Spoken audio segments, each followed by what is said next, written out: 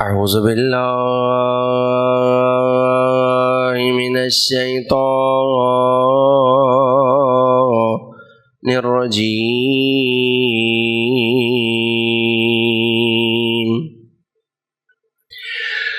بسم الله الرحمن الرحيم. الحمد لله رب العالمين.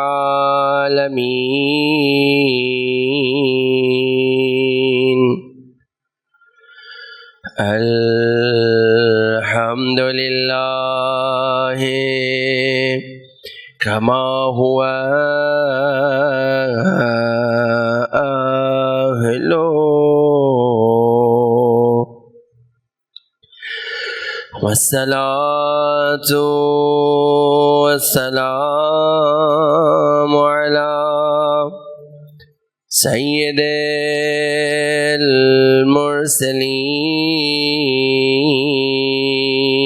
المرسلين وخاتم النبيين وبالقاسم محمد. الله صل على محمد وعلى أهل بيته الطيبين الطاهرين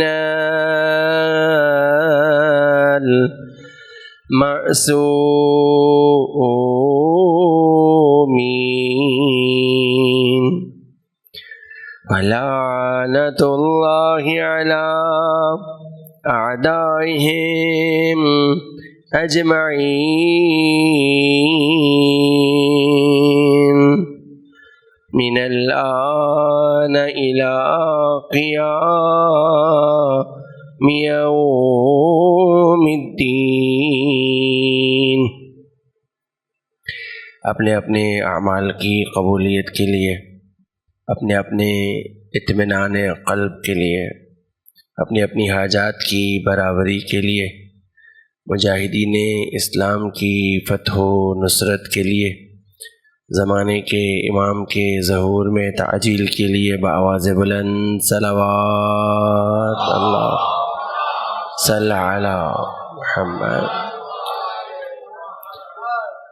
اما بعد، وقد قال المعصوم علیہ الصلاۃ والسلام: السلام علی الحسین وعلی علی بن الحسین وعلی اولاد الحسین وعلی اصحاب الحسین الذین بذلوا مہجهم دون الحسین علیہ السلام.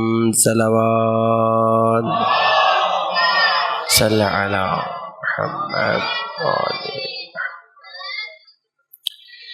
عزیزان محترم، سلسلہ گفتگو کی آج تیسری مجلس اور موضوع سخن زیارت عاشوراء میں موجود وہ دعائیں، اور امید کرتا ہوں کہ پچھلی دو مجالس کا کوئی نہ کوئی خلاصہ، کوئی نہ کوئی خاکہ آپ کے اذہان عالیہ میں موجود ہوگا. یہ فیصلہ پروردگار ہے کہ حسین کو سلام کرنے کے صدقے میں پروردگار عزادار کو بہت عطا کرنا چاہتا ہے. پروردگار چاہتا ہے کہ جب کوئی آ کر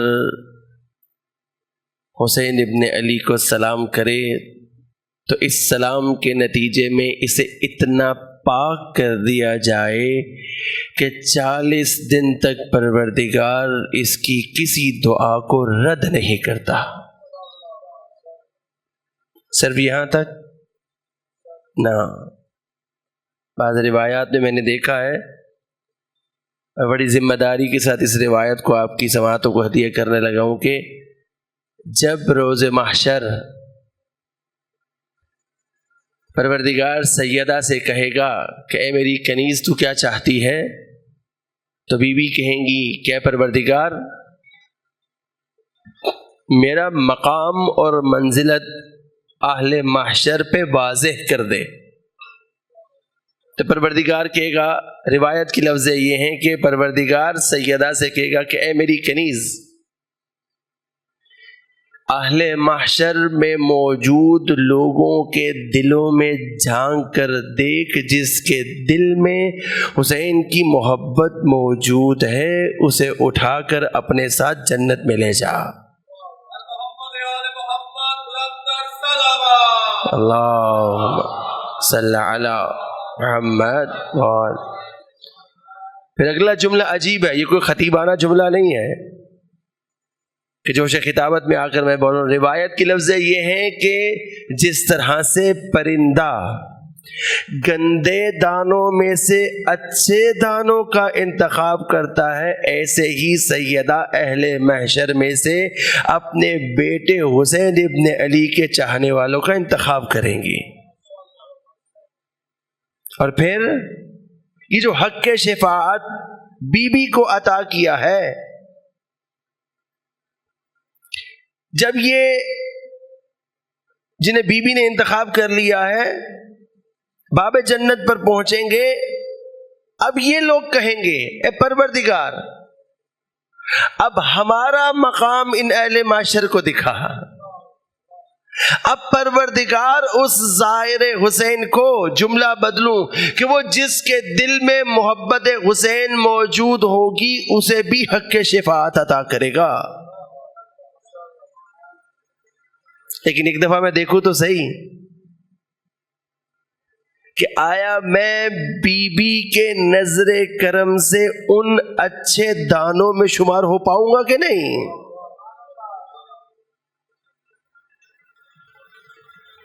کیا فقط زیارت حسین کافی ہے یا نہیں؟ زیارت حسین معرفت کے ساتھ پروردگار مجھ سے چاہتا ہے۔ کل جو دعا آپ کی سماعتوں کو ہدیہ کی کہ فَأَسْأَلُ اللَّهَ الَّذِي أَكْرَمَ مَقَامَكَ وَأَكْرَمَنِي بِكَ، کہ پروردگار تو بھی کریم ہے، تجھ سے سوال کرتا ہوں کہ تو نے تاج کرامت حسین ابن علی کو عطا کیا ہے۔ اے پروردگار یہ جو تاج کرامت حسین کو عطا کیا ہے اس میں سے تھوڑا سا کرم مجھے اس طرح عطا فرما کہ میں بھی کریم بن جاؤں، اور جب کریم بن جاؤں تو پھر کیوں یہ کرامت مانگ رہا ہوں؟ اس لیے کہ ان یجعلنی، کہ تو مجھے قرار دے، ان یرزقنی، تو مجھے وہ رزق عطا فرما کہ جب زمانے کا امام ظہور کرے گا تو اس کے ساتھ شریک ہو کر منتقم خون حسین کا ساتھ دے سکوں۔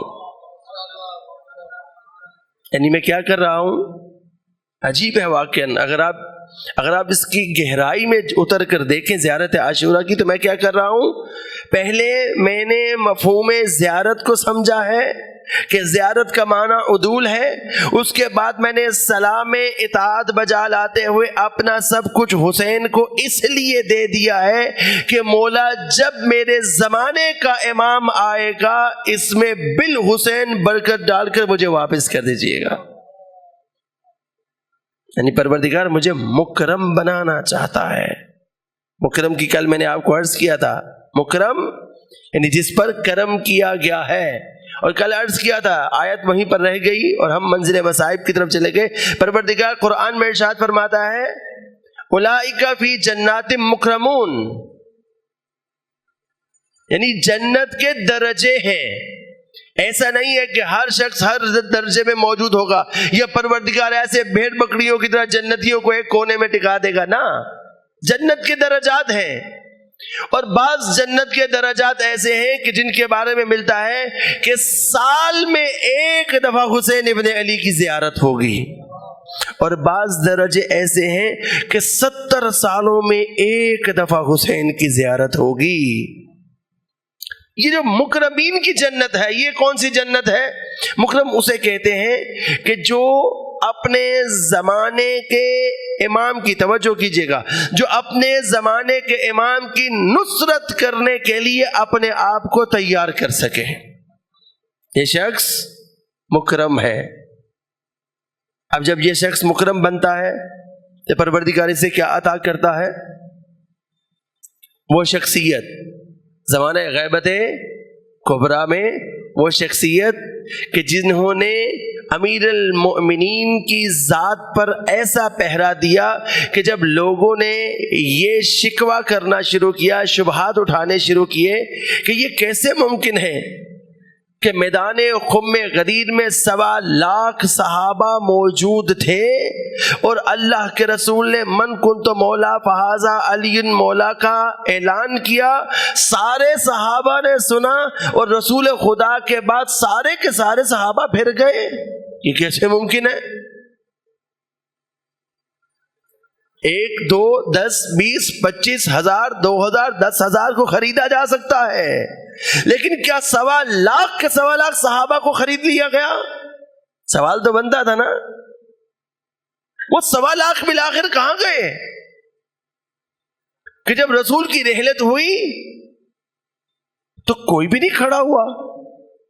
چلیں آپ کی بات مانتے ہیں، علی ابن ابی طالب کو بتایا تھا رسول خدا نے کہ 25 سال تم نے مصلحت سے کام لینا ہے، ٹھیک ہے، علی کو بتایا تھا، وہ باقی 1.25 لاکھ میں سے کہاں چلے گئے؟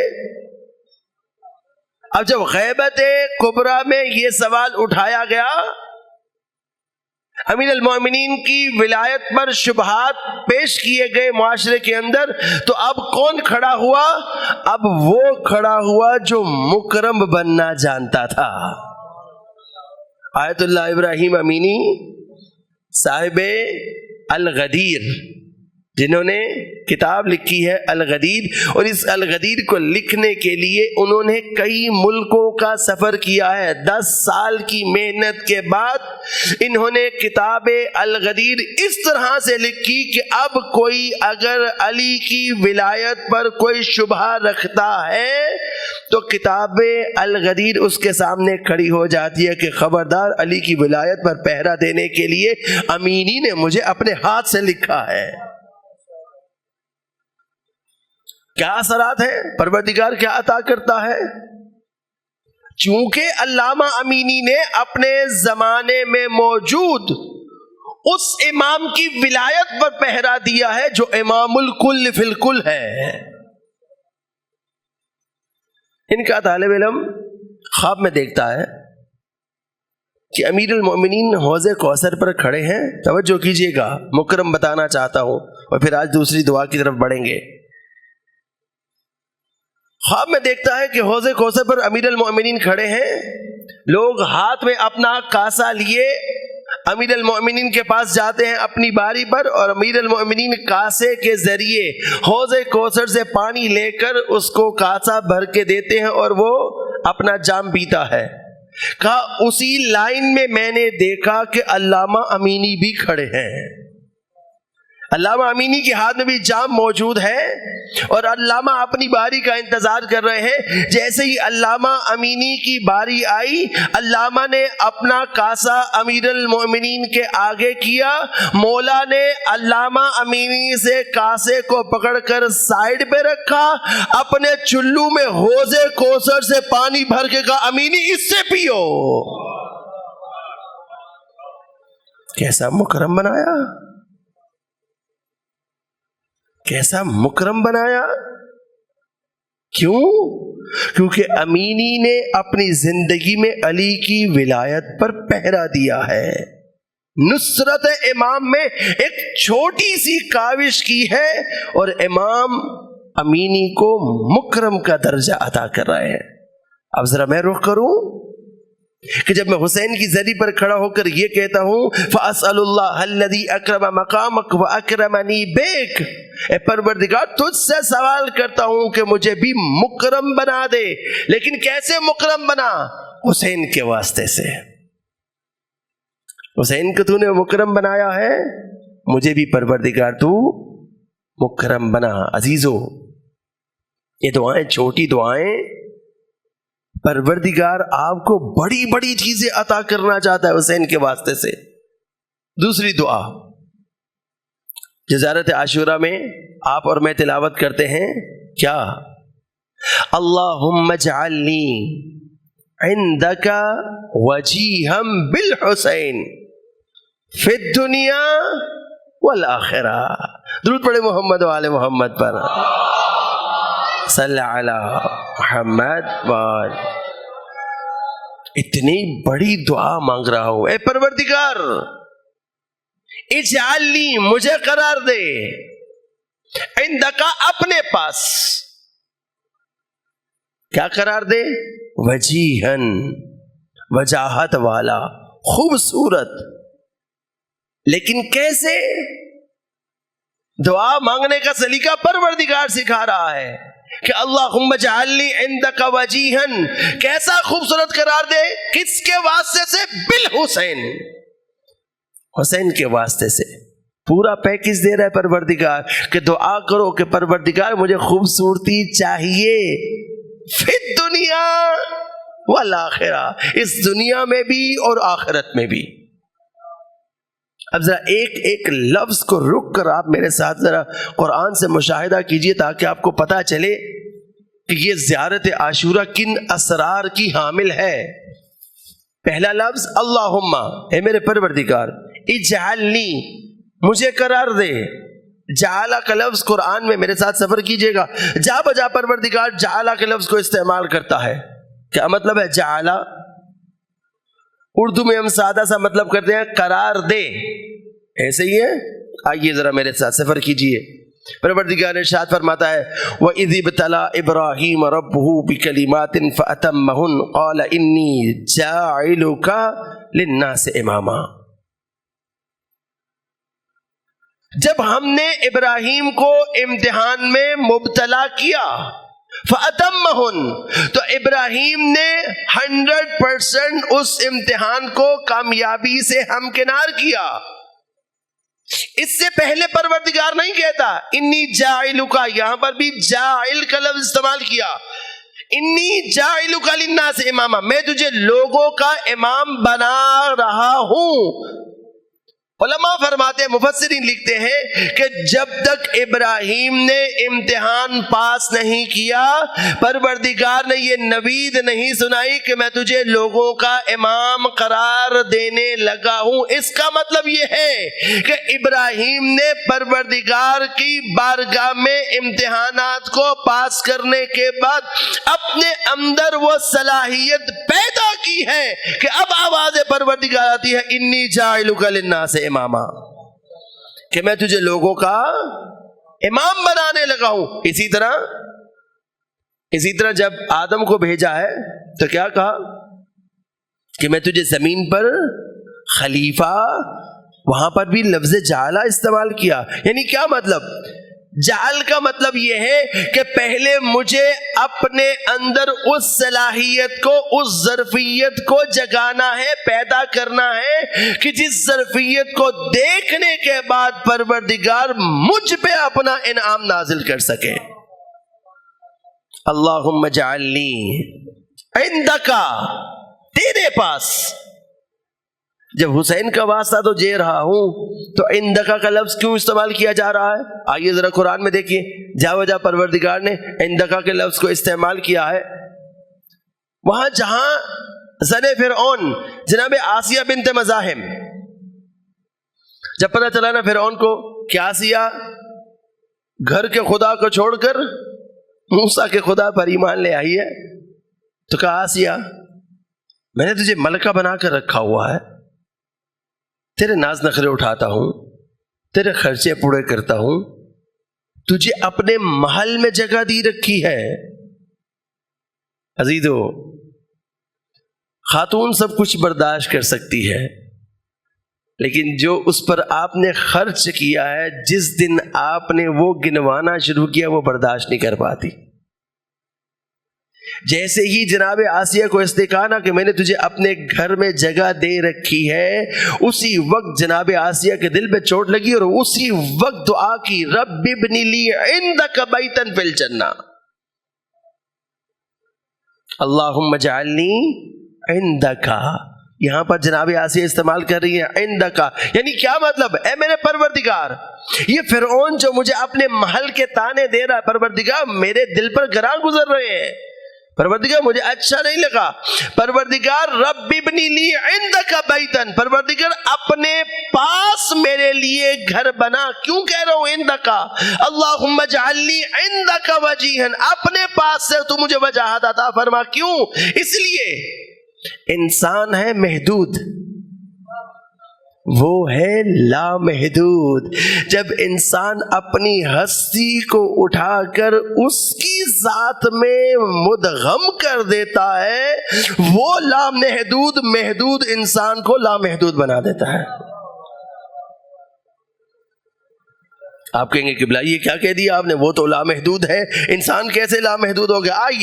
آئیے وہ تمام کے تمام جو حسین کے ساتھ کربلا میں موجود تھے، سب کے سب بالحسین پروردگار نے اس طرح سے وجیح بنا دیے، اس طرح سے وجاہت عطا کر دی کہ آپ دنیا کے کونے کونے میں چلے جائیں، یزید کے رفقا کو کوئی نہیں جانتا، حسین کے اصحاب کو ساری زندگی جانتی ہے۔ دنیا کے چپے چپے پر جہاں حسین کا نام ہے، وہاں حسین کے اصحاب کا نام ہے، کیوں؟ پروردگار نے ان کو عندکا کی منزل پر فائز کر دیا ہے، اب انہیں وہ لامحدود بنا دیا ہے کہ جہاں جہاں حسین کا نام آتا ہے وہاں اصحاب حسین کو بھی یاد کیا جاتا ہے۔ اللہم اجعلنی عندک وجیہن، یہ وجیہن کیا ہے؟ توجہ کیجئے گا، خوب غور کیجئے گا، وجیہن آپ سے زیادہ بہتر کون جانتا ہے جو دعائے توسل پڑھنے کے عادی ہوں؟ کیا بولتے ہیں؟ یا وجیہن عند اللہ اشفع لنا عند اللہ، یعنی کیا مطلب؟ اے وہ ہستیوں جو پروردگار کی بارگاہ میں اتنی مقبول ہیں کہ پروردگار جن کا کہا ہوا رد نہیں کرتا۔ اللہ اکبر، یا رسول اللہ، یا علی۔ وجیہن، پروردگار نے قرآن میں اس لفظ کو پھر استعمال کیا ہے دو ہستیوں کے لیے، ایک جناب موسیٰ کے لیے، ایک جناب عیسیٰ کے لیے، کہا یہ دونوں نبی میرے وجیہ ہیں۔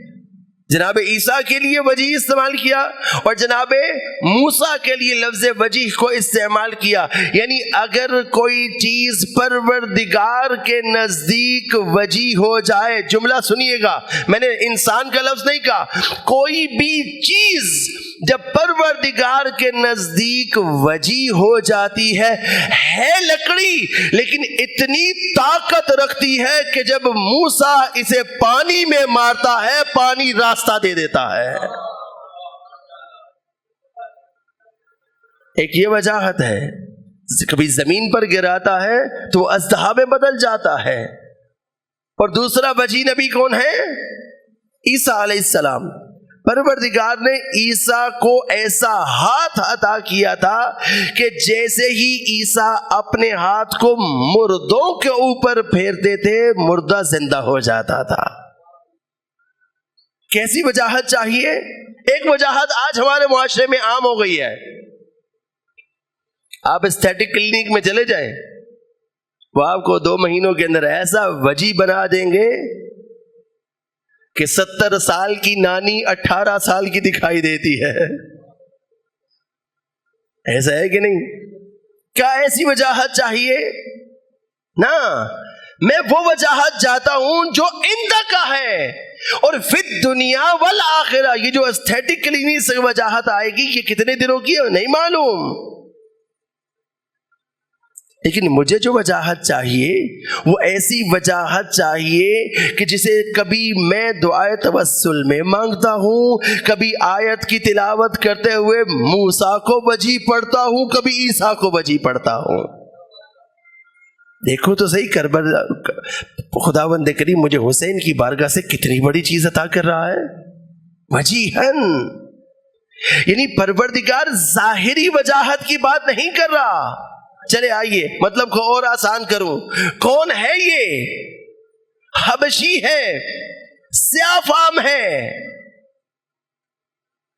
لیکن اتنا وجیح ہے خدا کے نزدیک کہ جب تک فجر کی آذان یہ نہیں دیتا پروردگار فجر کا ٹائم نہیں ہونے دیتا.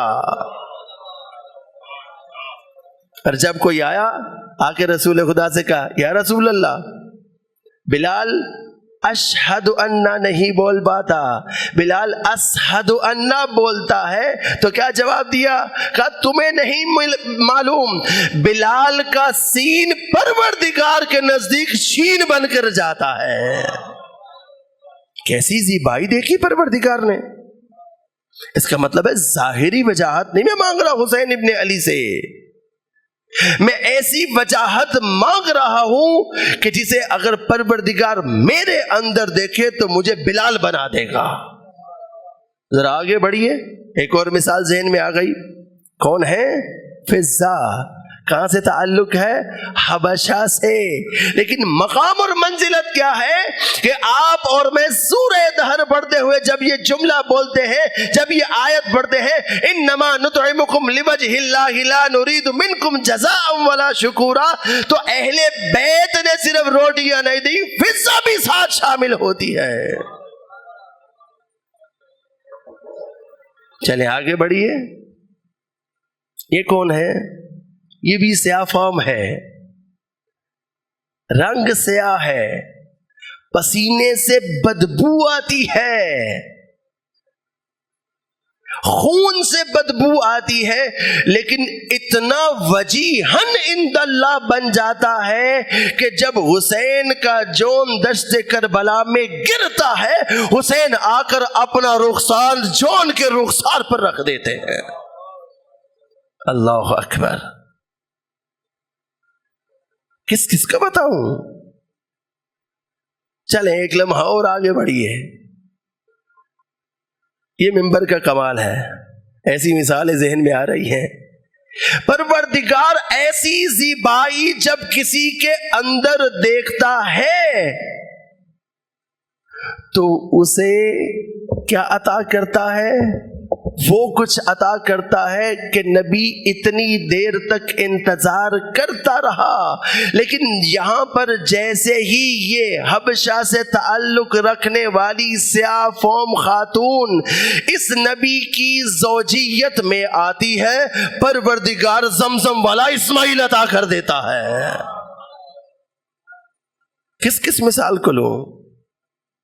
اس کا مطلب ہے کہ پروردگار جس ہستی کو وجیح بناتا چلا جا رہا ہے اس کے رنگ اور روپ ظاہری کو نہیں دیتا، اس کے باطن میں دیکھتا ہے آیا یہ اس قابل ہے کہ نہیں. اللہم اجعلنی عندک وجیہن بالحسین، حسین کے واسطے سے. کیوں کہہ رہا ہوں حسین کے واسطے سے؟ توجہ کیجئے گا. یہ ہم اور ہمارے انسانی رویے ہیں. ہم کیا کرتے ہیں؟ جاتے ہوئے ہمیں ایئرپورٹ پہ کوئی سیلیبریٹی مل گئی، کیا کرتے ہیں؟ فوراً موبائل نکلتا ہے، ایک سیلفی لی جاتی ہے، اور کہاں اپلوڈ ہوتی ہے؟ جہاں جہاں سوشل میڈیا پر میری پریزنس ہے وہاں میں اس کو چپکا دیتا ہوں. ایسے ہی ہے. یہ کیوں کرتا ہوں؟ انسان یہ رویہ کیوں اختیار کرتا ہے؟ کس وجہ سے؟ یہ بتانا چاہتا ہے کہ میرا تعلق اتنی اونچی ہستی کے ساتھ بھی ہے. ایسے ہی ہے. آسان کروں، خود اس کی اپنی ذاتی شخصیت نہیں ہے، یہ اپنی وجاہت کو دکھانے کے لیے کسی سیلیبریٹی کے ساتھ تصویر اتار کر لگا کر بتانا چاہتا ہے کہ دیکھو میں اتنا وجیح ہوں. آئیے یہ زیارت عاشورہ آپ کو اور مجھے زندگی میں موجود ایسی ساری سیلیبریٹیوں سے بے نیاز کر کے پروردگار کہتا آؤ حسین کے ذریعے تمہیں مقام عطا کرتا ہوں. اللہم اجعل لی عندک وجیہم بالحسین. ایک مطلب ذہن میں آ گیا، آپ کی سماعتوں کو ہدیہ کرتا جاؤں. یہ جو پروردگار بار بار کہہ رہا ہے بالحسین بالحسین بالحسین، کیوں؟ ادھر بھی کہا فَأَسْأَلُ اللَّهَ الَّذِي أَكْرَمَ مَقَامَكَ وَأَكْرَمَنِي بِكَ، آپ کے صدقے سے مجھے کرم عطا کرے، آپ کے صدقے سے مجھے پروردگار کریم بنا دے. ادھر بھی پروردگار یہی کہہ رہا ہے اللہم اجعلنی عندک وجیہم بالحسین. کیوں؟ حسین کے واسطے سے. کیوں؟ حسین کا واسطہ کیا کرتا ہے؟ توجہ کیجئے گا. یہ جو میں دعا مانگتا ہوں، کیا وجہ ہے کہ میں دعا مانگتا ہوں تو پروردگار مجھے عطا کرتا ہے؟ کیا پروردگار کی نعمتوں کی بارش 24/7 نہیں ہے؟ جب اس کی نعمتوں کی بارش 24/7 ہے، اور خود پروردگار بھی قرآن میں اپنے نبی کو مخاطب کر کے کہتا ہے کہ اے میرے حبیب، تم دعا کرو یا نہ کرو، ہم اپنی رحمت نازل کرتے ہیں.